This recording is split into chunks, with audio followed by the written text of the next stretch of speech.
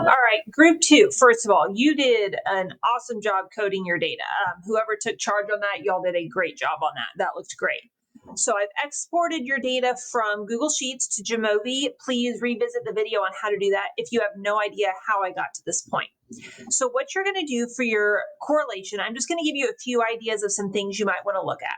You're going to come over here to regression, and you're going to go to correlation matrix. I like to pull this out because it makes it easier to work with.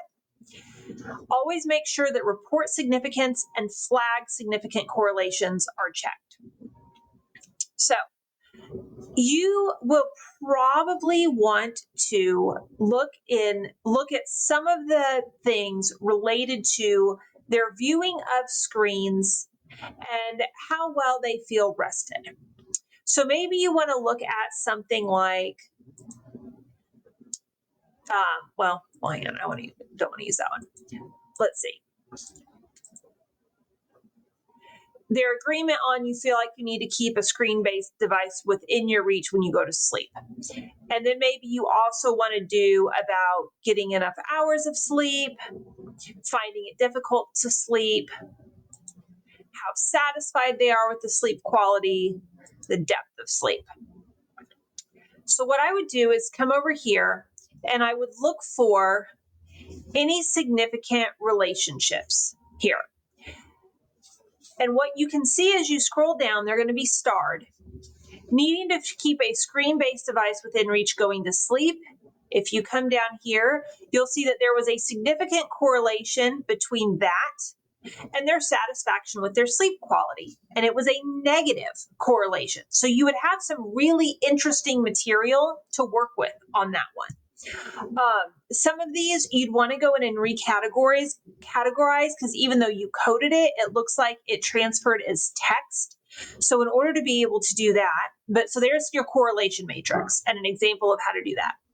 And you might want to shorten these just so it makes your table easier to read, because you'll notice, like if I come over here and I say, where even was that one? Well, first of all, let me show you how to change this.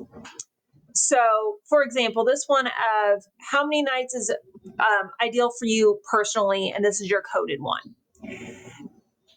You're going to want to make sure that it knows that this is a continuous variable and that it's an integer. Now, is that going to work? All right, let's see if that got it what it needed to be. Let's come over here to our correlation analysis. Yes, and so now I can work with this of how many nights of sleep and say this one. And now I can work with this as a correlation. So some of these you're going to want to go in and change because it was still thinking that it was a word and not a number. So all these that you've already coded, you can just double click it and on the measurement, change it from your nominal to either ordinal or continuous, and make sure you're changing your data to an integer. And what that's going to let you do is change the symbol. That way, this is now something that you can work with as part of your correlation. Okay. So now we can look at like how much screen time do you engage in and how many hours of nightly sleep is ideal for you. So this gives you more variables it's going to let you work with your correlations. Now, the other thing you're probably going to want to do to make this more readable, because you transferred your full questions as your variable labels, is when you come over here, instead of this being this, you're probably going to want to shorten it. So you can copy and paste this as the description, and then maybe change your variable name to like screen time bedtime. And so then what that's going to do is when you open your correlation matrix, it's just going to be shorter. So it's going to have this not pop out quite so much. It's not going to make it quite so long. Because like this one especially, this was a really long sentence, right? When using screen devices around bedtime, how can you experience physical symptoms? So you could come over here to this.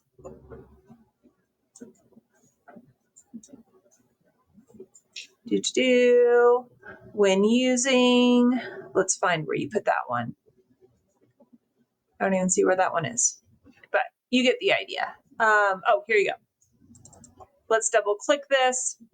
We can Control C and Control V to make that the description so you remember what it was, but you could do like physical symptoms